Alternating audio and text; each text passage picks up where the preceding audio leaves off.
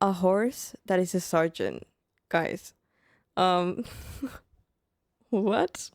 This just reminded me of like the early pictures you can see from wars where like people would run to each other with horses, which is absolutely insane. But this was a suggestion via a donation. Thank you so much for everyone who's been donating and supporting me, because you're making this possible. You're making me be here possible, and I'm so grateful. And yeah, so welcome to my channel. Today we're watching America's Warhorse Marine, Sergeant Reckless. I'm excited about this video. Let's get into it. What if I told you that if it were not for the actions of a single beer-drinking horse over the course of 48 hours, South Korea as we know it today would probably not exist? Today we're talking about the greatest warhorse of all time, the highest ranking animal in Marine Corps history, and the hero of Outpost Vegas. Ladies and gentlemen, Sergeant Reckless.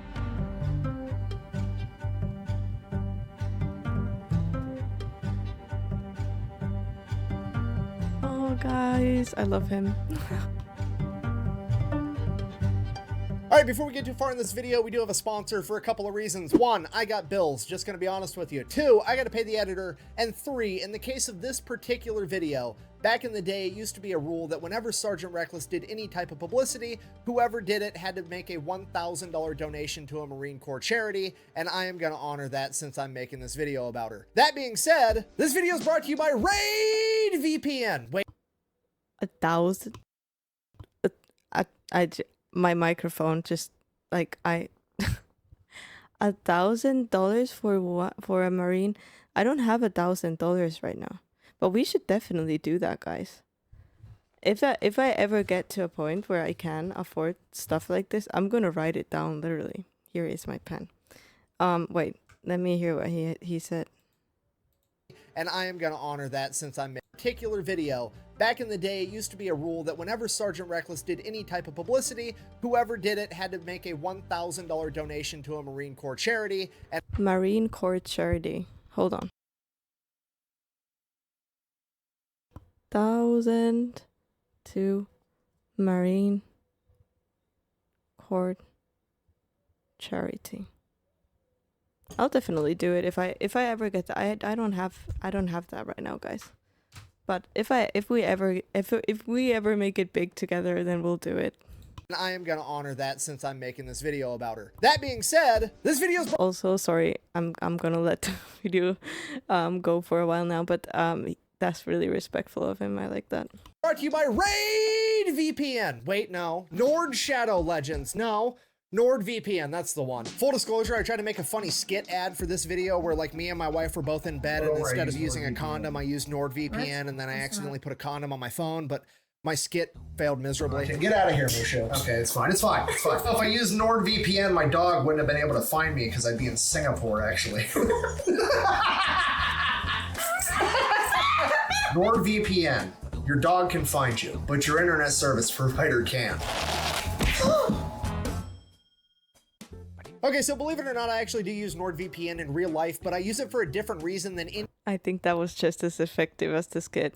any other talking point you've ever heard in a Nord ad ever, so I'm just gonna go ahead and show you guys that today. All right, so let's say I wanna start working on a new video, so I hop over to Google to find some sources. We pull up Google, and let's see what we come up with. Let's say I wanna do a video on Imo Koivunen, the Finnish guy that took a bunch of Pervidin. Google that, here's what pops up. I've got a Wikipedia page, and then a bunch of websites that just regurgitate the same article over and over and over again. Now, I know that Imo is from Finland, so if I hop over to NordVPN, and I actually change my location from America to Finland, hopefully, since it's his native language, it'll give me some better sources. 2 seconds later, I'm now connected to Finland, and as far as anybody on the internet's concerned, I am a Finnish guy in Finland browsing the web. Now, we just go back and I hit refresh, and as you can see, I have a bunch of different sources, all about Imo Koivunen. So we're just gonna pick one, then I go up here, I hit translate, and now I have a new source of information for my video on Imo that I never would have been able to find were it not for NordVPN. And it has a bunch of other use cases on top of that, so if you wanted to check it out for yourself, you can go to nordvpn.com/thefatelectrician. Now let's get back to this video. Our story takes place during the Korean War, which is kind of an issue because most people know absolutely nothing about the Korean War, and it's kind of important for context. So we're going to do a real quick and dirty oversimplification of the entire thing. Super casual, 60 seconds. We're going to learn more about the Korean War than most people do in their entire K-12 education. Go ahead and start the timer. Here we go. July 25th, 1950. Communist North Korea, backed by Communist China and the Soviet Union, decides that they are going to attack South Korea and try to take over the entire peninsula. Over the course of the next 5 to 6 weeks, they would almost accomplish their goal, beating the South Korean military all the way to the base of the peninsula, and it is not looking good. But luckily, NATO shows up at the last minute to save the day. The NATO forces are like 90% American, but there's also some British, some Canadian, some Australian, and like 12 other countries on top of that, and they have a huge amphibious landing in Incheon, and they proceed to turn the tables on the North Koreans entirely, beating them all the way back into North Korea, and then they continue. I must say props to the editor because they've done a very good job with all these videos. To advance, beating them all the way up the peninsula and almost to the border of China. So now the Chinese government's kind of shitting their pants because NATO's like 30 miles off their border, and they can't have NATO coming up in their territory with their democracy and their human rights and their food. They've got to do something about this. So China comes out of left field with their big-ass military, joins the fight, takes NATO completely by surprise, beats them all the way back down the peninsula to pretty much the original North and South Korean border, and this is where our story begins. I'm not trying to brag, but that was under 60 seconds, and I got a Lord of the Rings reference in there. I'm having a really good day. Okay, now that we're on the same page, October 1952, here's what the front line looks like. Each one of those triangles represents a hill, and on top of those hills is a bunch of NATO troops. Basically, at this point in time, NATO is now just trying to hold this line long enough to force the communists to sign a peace treaty and preserve South Korea, because, as it turns out, this long string of hills is almost the exact same border that South Korea was before, so if they can utilize these hills to hold the high ground, maybe they can get this accomplished. Why do they want to hold the high ground? Well, because the high ground's awesome, isn't it, Anakin? Yeah, anyways, if I could bring your attention to the furthest triangle on the left where it says the Nevada cities, that is not actually one hill, but 3 smaller hills in a close triangular formation, commonly referred to as the Iron Triangle. Each one of these hills is named after one of the 3 Nevada gambling cities, Reno, Carson, and Vegas. The reason that NATO named them after the Nevada gambling cities is because it is a gamble as to whether or not the Marine Corps is going to be able to hold that position. Because if Chinese Communist forces are going to try to break through this line, it's probably going to be right there at the Nevada cities, because then they will have a direct path to the capital of Seoul, and if they're able to capture Seoul, it'll be absolutely devastating to NATO's ability to negotiate a peace treaty. So the United States Marine Corps absolutely has to hold this position, and most importantly, they have to hold Outpost Vegas because it is the highest of the 3 hills, and if they lose Vegas, they are almost guaranteed to lose the other 2. Alright, so here's the plan. Each one of these hills is going to have 40 Marines and 2 Navy corpsmen on top. These hills are so steep that the only way to get up there is by foot. They're like a 45-degree angle all the way up. So the Marines aren't able to get trucks up there. They're not able to get tanks up there. The only thing they can get up there is barbed wire, shovels for digging trenches, guns, and 75mm recoilless rifles. These recoilless rifles are pretty much going to be the Marines' only chance at defending themselves if they do get attacked. The problem with That is so crazy to think about. it is, though, since you can't get a truck up on this hill, now the Marines have to carry all the ammunition up themselves, and each shell weighs approximately 24 pounds. So because carrying these shells up this enormous hill 1 or 2 at a time absolutely sucks, the Marines get permission to buy a horse or a mule or a donkey or something. So they go down to Seoul and they start looking. And obviously, the first place they choose to investigate is the horse racetrack at Seoul. Is there probably going to be a pack animal at a racetrack for sale? No, probably not, because that's racehorses, and racehorses don't make good pack animals, but that is the one place that's going to have alcohol and gambling, so you best believe that's where the Marines are going to check first. But as fate would have it, they would meet up with a horse trainer and jockey by the name of Kim Hook Moon, who would be willing to reluctantly sell his horse Chim Hai, which translates to flame in the morning. He absolutely did not want to sell this horse. He described it as the most beautiful and intelligent horse on the planet, but he did it for $250 because he had to buy his sister a prosthetic leg. I believe her name was Peggy, or was it Eileen? Anyways, the Marines buy this horse, they throw her in a trailer, they take her back to camp. From there, she immediately goes into what the Marines call hoof camp. Get it? Hoof camp, boot camp. That's funny. Moving on. The first thing they do is try to get the horse acclimated to battle by firing the recoilless rifle near her. And the first time they fired this rifle, this horse jumped 4 feet straight into the air and freaked the fuck out. Then they calmed her down. They fired. I mean, imagine like how scary it is for a horse to hear that. They're already like pretty like jittery, you know. Is it even possible to train? I mean, I guess it is, but wow. It again, still scared out of her mind. And they fired it again and again and by the 8th time they fired it, she was completely calm, and a recoilless rifle never scared her ever again. From there, they taught her how to survive. She learned how to avoid barbed wire. She learned not to get too close to the back end of the recoilless rifles because the blowback could hurt her. She learned that whenever a Marine yelled incoming, she needed to run to a nearby bunker, or if she wasn't near a bunker, she learned how to lay down. After she completed her training, the Marines ordered her a You're kidding, right? That is so freaking cool. For a horse to know that much? I mean, horses are really smart, but that is like super cool. They're training her for like war. And to like be able to lay down or understand like incoming, and then she runs to a bunker. That is adorable, may I say. special saddle to be made and shipped all the way from America that would allow her to carry a bunch of recoilless rifle rounds. Until then, though, she began helping the Marines any way she could, mainly by helping string communications cable between the different outposts and the ammunition point, and she could string more cable than 10 men combined. At this point, the Marines really started to like this horse, so they decided they were going to give her a new name. Reckless, named after the recoilless rifles, which were commonly referred to as reckless rifles. And from that point on, she just became another one of the guys, and that's exactly how the Marines started treating her. She began eating whatever the Marines were eating. She loved bacon and eggs, she loved beer, and apparently if you were ever having mixed drinks, Reckless would walk up to you, nudge you with her head, and stick out her lower lip, and let you mix a mixed drink directly into her mouth. Then her special saddle shows up, and she starts kicking ass on the battlefield. She delivers 6 rounds at a time, and she can make a trip from the ammo point. Beer though? Beer, isn't that like unsafe for... It must be unsafe for horses, but that's cool. I really like this horse. Thank you for the suggestion. Whoever suggested this to me, they've seen my videos, they know me. To the firing position, twice as fast as any man can, and he's only carrying 2 rounds. She delivers so much ammo that over the course of a couple battles, the Chinese actually start to target Reckless. And this ends up being a horrific mistake, because the millisecond that Marine Corps leadership figures out that they're trying to target Reckless, they flip the script, turn around to the Marines, and they're like, boys, they're trying to kill Reckless so they can eat her because they're starving communists. At which point, all the Marines responded with... Okay, the Marines are absolutely furious. This is worse than fucking with Doc. We've got multiple Docs. We've only got one Reckless. We can't allow this to happen. And the Marines begin fighting that much harder. And they have more ammo to fight even harder with because Reckless is right there with them bearing ammo the entire time. From this point on, they begin dominating every skirmish that they take part in. At one point, they're working adjacent to the Australian military, and the Australians are so blown away by Reckless that they come up to meet her after the skirmish, and they actually give her one of their campaign hats as a reward for being such a bad... There is no way, guys. There is no way. Look at this guy. Oh my goodness. I love Reckless. This is amazing.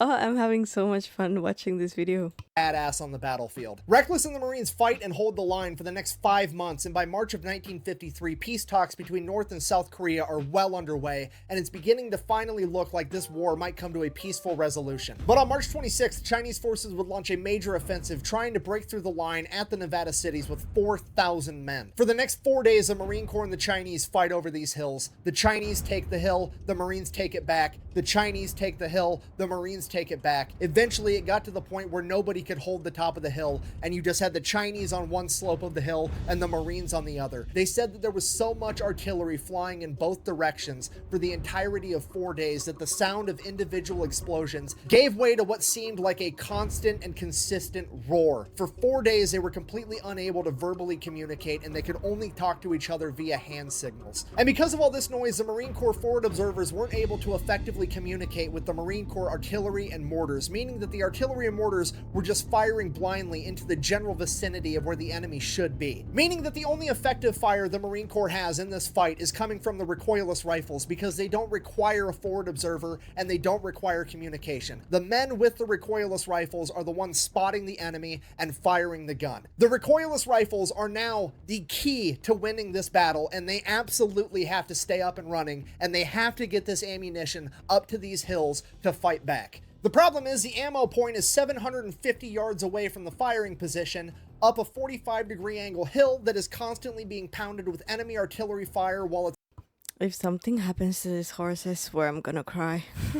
also covered with smoke and white phosphorus. But that doesn't change the fact that the ammunition has to get there, so they load 8 rounds into Reckless's pack and they send her up the hill. And the men at the ammunition depot know that it's probably the last time they're ever going to see her again because they've just sent her off to her death. But despite that, she somehow makes it to the firing position. The Marines there unload the ammo and stick a wounded Marine on her back as they send her back down the hill, also feeling as though they're sending her to her death, and it's the last time they're ever going to see their favorite horse. But they're wrong. Over and over and over again, they're wrong, because every 20 minutes like clockwork, Reckless is back at the firing position, bringing more ammunition, and then she's back at the ammunition depot, dropping off wounded Marines. And she does this all day long, and with every trip she makes, she becomes less and less of a horse, and more the only sign of hope that these men have. Because of this little horse that's quite literally an animal of prey, whose only defensive measure to danger is to run away, can stand here and fight through all of this, then fuck, maybe they can too. Despite being struck by shrapnel twice, Reckless kept the Marines so well stocked with ammunition that they managed to melt one of the barrels of the 75mm recoilless rifles. On the first day of battle alone, she made 51 round trips to the firing line, covering over 35 miles, delivering 386 rounds of ammunition,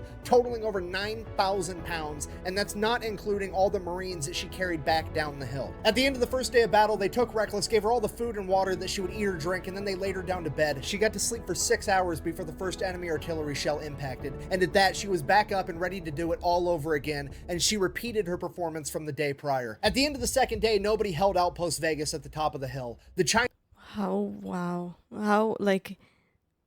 What are the odds that this horse would have just, like, up and left, like, running through all the sounds and everything?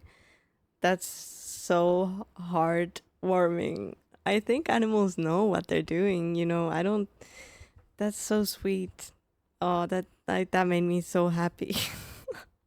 Chinese held one slope and the Marines held the other, and it is at this point that the Marine Corps leadership decided that if they can't hold the high ground, there just isn't going to be a high ground anymore. They called in the Marine Air Wing, and on the morning of the third day of battle, the Marine Corps dropped 28 tons of ordnance on top of the hill, completely leveling every defensive structure and anything else that was up there. By the end of the third day, the Marines had taken the top of the hill where Outpost Vegas used to be, but then they saw that the Chinese were falling back into a ravine and they were going to go around the hill entirely. This is absolutely terrible because there aren't enough Marines on Outpost Vegas, Carson, and Reno combined to be able to go down there and stop the Chinese. If they're going to stand any chance in a fight, they have to have the high ground, so they absolutely cannot give it up. The problem is, on the back side of the hill that Outpost Vegas is on, is where the ammunition depot is, as well as a mess tent that's been converted into an aid station with over 200 wounded Marines, and there's nothing that the Marines on top of the outpost can do to stop them. Then the Marines at Outpost Carson get an idea, and they send a runner with a note to the aid station as fast as they can. He gives the note to the commander of the aid station, who then tries to read the note to all 200 wounded Marines, but the artillery fire is so loud that he can't be heard. So he resorts to just handing the note to one Marine, who hands it to the next, and the next, and the next. And after reading the note, every Marine hangs his head for a second and gets on his feet, because the note reads, "Chinese coming around the hill, dropping smoke. Walk out into the smoke. Throw grenades at smell of garlic." Apparently the Chinese military at this point smelled like garlic. I have no idea why, but it was a thing. And after all 200 Marines had read the note, they all stood up, grabbed every grenade that they could find, and began walking 500 yards out to where this smoke screen was. It's 11 o'clock at night, it's dark, it's eerie, it's dead silent. The Marines aren't saying a word because they all know that this is probably going to be the end. They're calling for walking wounded to rejoin the fight, and that's never, ever a good thing. And they're making their way to this smoke screen. They finally get there and they take a few steps into the This is so scary though. Smoke, and they just stand there and they wait. And they wait, and after 10 minutes there's a faint smell of garlic, and it keeps getting stronger and stronger and stronger, and the Marines know what's going to come next, but they just don't know when to start throwing these grenades. And then off in the distance in the smoke, they hear a single cough, and all the Marines just begin throwing these grenades into the smoke screen. Within a matter of seconds, they've completely exhausted their supply, throwing over 500 grenades into the smoke. And that was it. There was nothing. Okay, guys, this is such a serious topic though. I hate to joke around because, you know, all the people that had to be there. Wow. But in a lighter note, on a lighter note, imagine being like in that group of people and somebody like next to you just coughs. That's You imagine how angry they were at that person. Well, they didn't even have the time to be angry, probably, but like, come on. Oh my God. Wow. Left to do but stand there and wait for the enemy to come and get them. So that's what they did. They stood there and they waited and they waited, and the smell of garlic got a little bit fainter and a little bit fainter, and finally the Marines are like, fuck it, I'm going to bed. So they walked back to the aid station, went to bed, woke up the next morning, and holy shit, the enemy artillery had completely stopped and the battle was over. They would later find out that the Chinese suffered over 4,000 casualties trying to break through the Marine line, and after the incident at 11 o'clock at night with the smoke screen in the aid station, they simply could not afford to lose any more men and were forced to retreat. So that was it. The Marines did it. Against all odds, somehow the Marines managed to hold the line against a vastly superior force. Larger force, not superior force. Very important detail. Preventing the enemy from retaking Seoul, giving That's crazy. That one cough could have changed history, guys.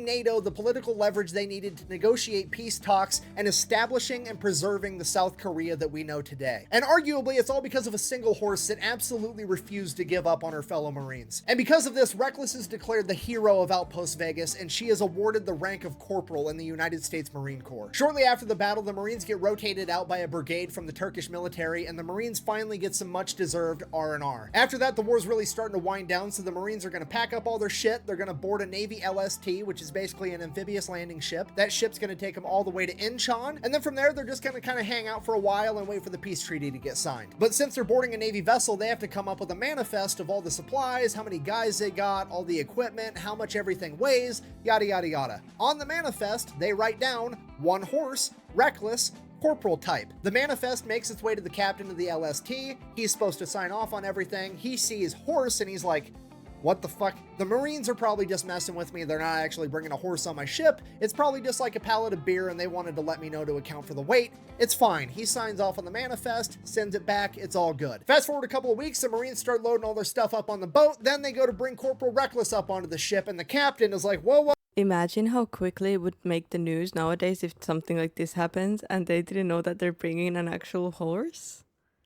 That's interesting.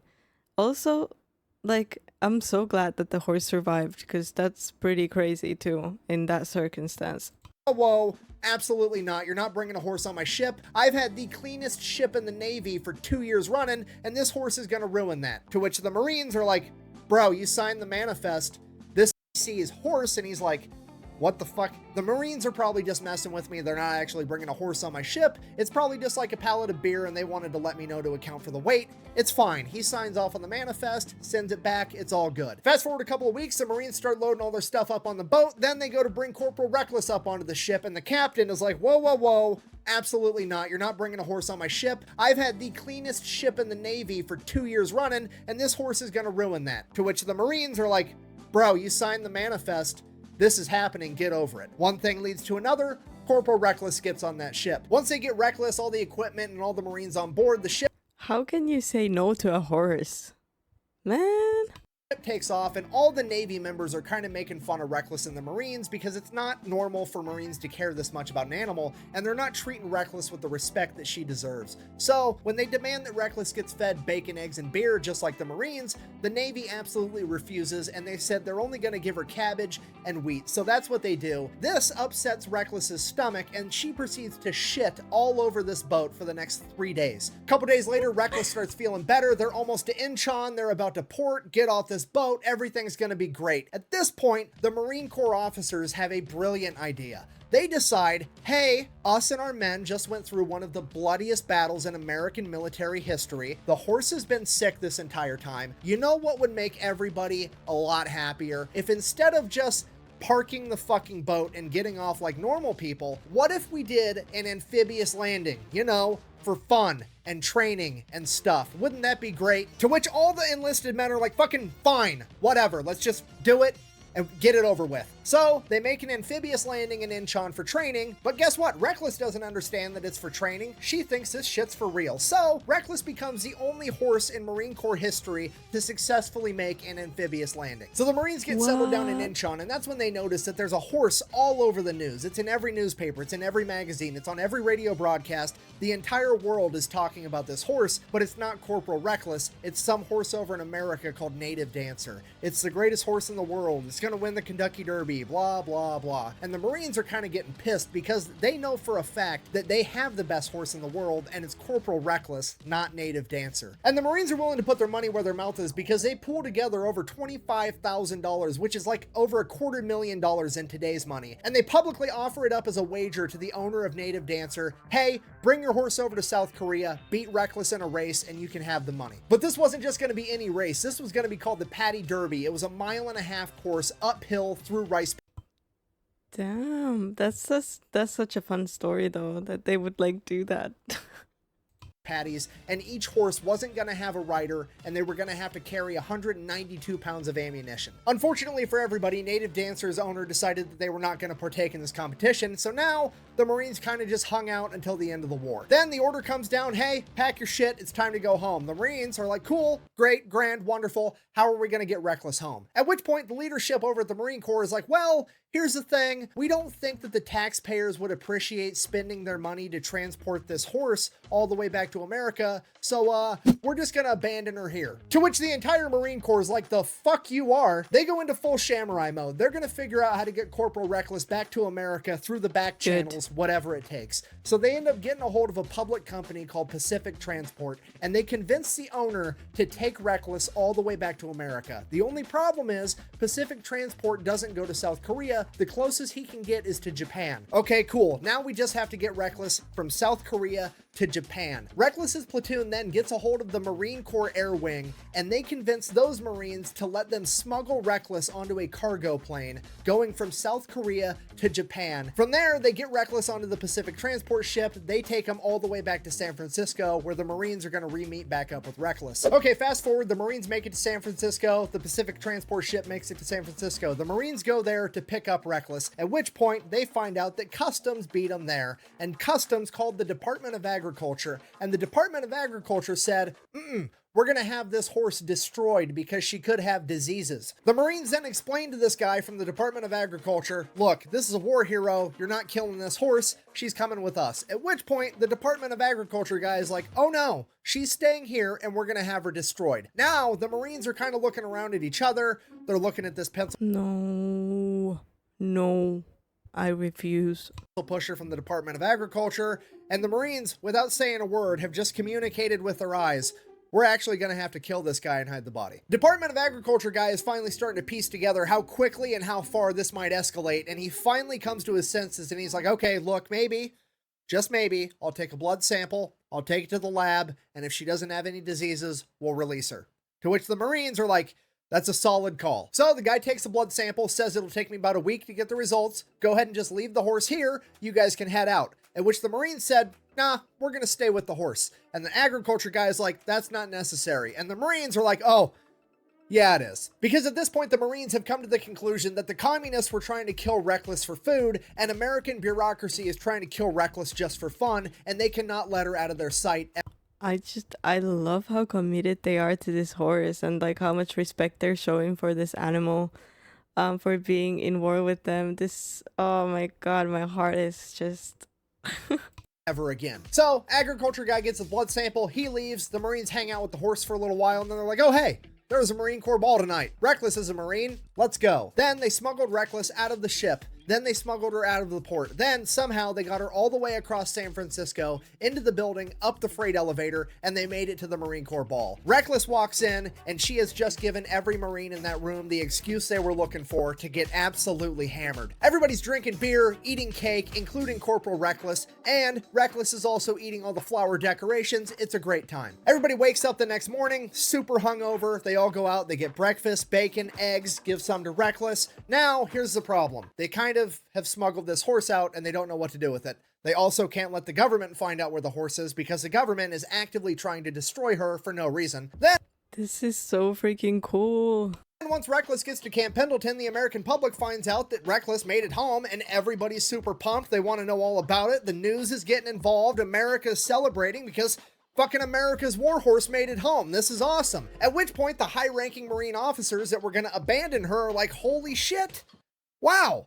What a great idea. You guys smuggled her all the way here, and we're just going to take credit for it because this is going really well for us. We had no idea that the American public would be okay with us doing the right thing and bringing a war hero home. We thought the American public wanted us spending millions and billions of dollars teaching fucking pigeons how to drive missiles and strapping napalm bombs onto bats and shit. We had no idea that doing the right thing would be so popular. So then they throw a big parade, they have a big ceremony. Reckless gets promoted to E5 sergeant in the Marine Corps. They hook her up with this cool ass blanket. She gets awarded 2 Purple Hearts, 1 for each piece of shrapnel she took during the Battle of Outpost Vegas. It's a huge deal. She starts doing commercials, endorsements. The rule with that was she doesn't work for free. She's willing to do charity events for free. Anything else, if somebody wanted her to endorse a product, it had to be a product she actually liked. If it was food, it better be food she liked. If it was a drink, it better be a drink that she liked drinking. Otherwise, she... That is awesome. That is so cool. Also, I must say, she deserves all the beer she wants to drink because she deserves it. wasn't going to do it. And those companies had to pay $1,000 for the privilege of working with Sergeant Reckless, and that money went to a charity for the Marine Corps. And here's the thing with Reckless being a sergeant. Most animals are like, oh, they're such and such rank, they're this rank, but they're not actually that rank. It's just like a symbolic thing. With Reckless, it was not a symbolic thing. The Marines treated her like she was truly and legitimately a sergeant in the Marine Corps. Nobody that was a lower rank than her was allowed to give her orders or tell her what to do, okay? If the privates were standing around eating food and stuff, and Reckless wandered up and nudged one, that was an order to share some food, and that private needed to obey it. She was given her own private stable right outside the post commander's house, and there was a standing order that she was never to carry anything heavier than her blanket ever again. Sergeant Reckless even had an assistant. Every time they got a batch of new recruits, they would find out who the farm kid was, and he would be tasked with taking care of Sergeant Reckless. Now, part of taking care of Sergeant Reckless was taking her out for her daily exercise. Now, how do you exercise a horse if you can't ride a horse because there's a standing order that she can't carry anything heavier than her blanket, and even if she could, you wouldn't be allowed to ride her because she's a higher rank than you? I have no idea, neither did the Marine Corps, so they told this private, fucking figure it out. So this kid just had to start running next to Reckless 5 miles a day, every day. And this pattern carried on. Every time a new kid came, he just started running 5 miles a day with Reckless, and it became a running joke. Jesus Christ, literally a running joke that whoever was taking care of Reckless was the most in-shape Marine in the Marine Corps. After a little while, the PR started to die down, but the high-ranking officers in the Marine Corps didn't want that to happen because having the Marine Corps in the headlines all the time was really... That's a crazy job to have, though, to like exercise the horse by running next to it. Oof. I can't even run like 5 meters probably without like being out of breath. I should start doing like some type of exercise, honestly, like really good. So they concocted a plan to stay in the headlines even longer. They were going to get some badass thoroughbred Kentucky Derby winning racehorse in here to have a kid with Sergeant Reckless. So that's exactly what they do. They find the thoroughbred horse they're going to breed her with. They hire this PR firm getting ready for all the news and publicity and blah, blah, blah. And then in true military fashion, the officers then proceed to not tell anybody that they fucking should. You know, like the private that's in charge of taking care of Sergeant Reckless. So from his perspective, one day he gets an order, seemingly for no fucking reason, to take Sergeant Reckless over to the normal horse stables, which never, ever happens, and stick her into an empty pen. So that's what he does. And he's like, okay, cool. I'm gonna like go get lunch now or take a shit or whatever. So he leaves for a minute and one of the other Marines comes by and then sticks just your normal garden variety Marine bucking horse in the same pen as Reckless, not knowing it was Reckless because Reckless is never in those pens anyways. So fast forward a little bit, Sergeant Reckless's assistant comes back and Reckless and this bucking horse are midway through a horizontal jogging session and he's not about to get in there and stop it. Okay, now Sergeant Reckless's assistant is having a full-on panic attack. attack because Sergeant Reckless, the pride of the Marine Corps, is currently getting taken to Pound Town on his watch, and he is definitely going to be in trouble for it. So as soon as they finish, he runs in, gets Reckless, takes her in the barn. He's brushing out her mane. He's getting the scratches off of her sides. He's trying to hide all the evidence. And then while they're in the barn taking care of that, that other bucking horse gets taken out of the pen, and this big old fancy truck pulls up with this big old fancy trailer, and this big ass Kentucky Derby winning thoroughbred racehorse gets unloaded and put in the pen that Reckless was just in. He gets done cleaning Reckless up in the barn, takes her out, and everybody's like, bro, what are you doing? Reckless is supposed to be in there with this other horse.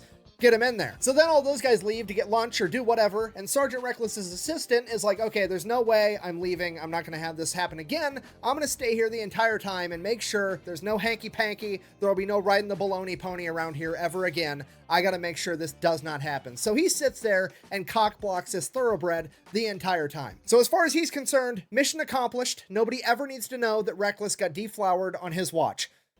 I mean, wouldn't they want to do that though? Like breed him? Or her? Him, right? But I don't know. They didn't say anything about that before that, but that would make sense, you know? But yeah, okay.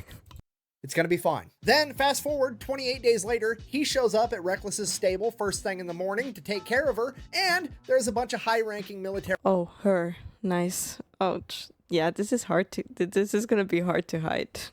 Officers and a bunch of news crews right outside the stable. He rolls up like, what's going on? And the general is like, Reckless is pregnant. And he's like, oh, okay. That's a good thing?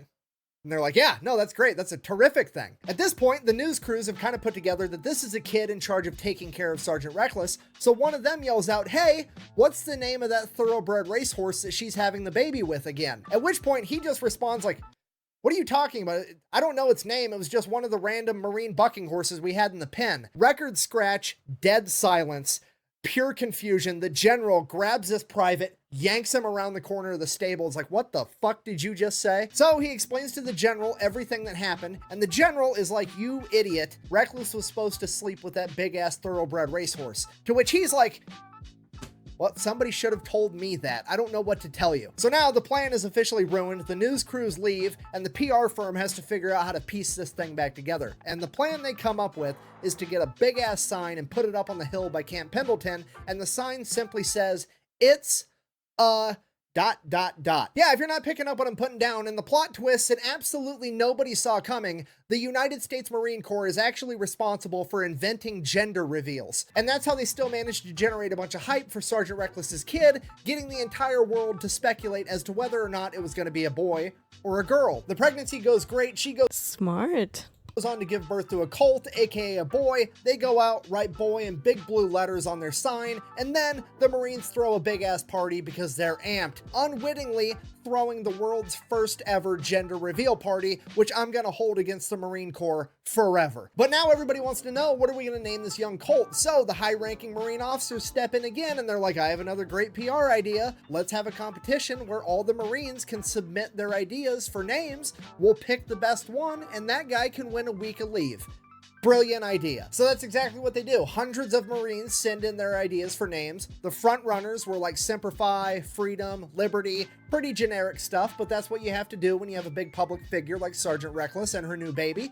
But the commanding officer in charge is just like, I don't like any of these names. I'm gonna name it myself. So he just decides that he's gonna pick a random private and be like, hey, you're the winner, even though you didn't pick the name, but I'm just gonna say you're the winner so I don't look like an asshole. And then he named the cult Fearless, which, that's a great name. I'm just getting really, really jaded with bureaucrats and high-ranking officers in this video for some reason. Sorry about that. Anyways, fast forward a couple years, 1959, Sergeant Reckless is now getting promoted to Staff Sergeant Reckless, E6. There's a 1,700-man parade, a 19-gun salute. The Marines make a huge deal out of it because, well, Reckless deserves it. So that's what they do. And in the crowd that day was none other than the new Private Fearless of the United States Marine Corps, which I thought was pretty cool. Later that year, she would give birth to another boy named Dauntless, and then a couple years after that, she would give birth to yet another boy named Chesty, named after Chesty Puller, the most decorated Marine of all time, and as rumor has it,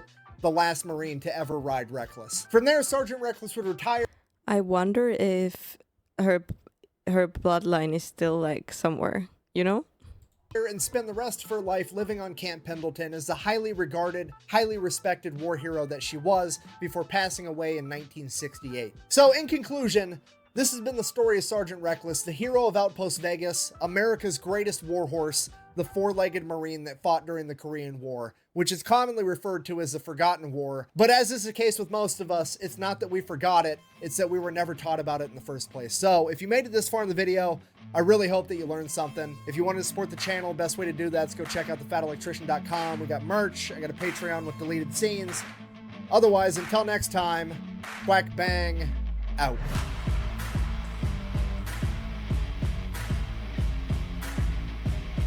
What are you still doing here? Leave. I have to go enjoy my not single ply toilet paper. I'm enjoying your outro. That I got at the store.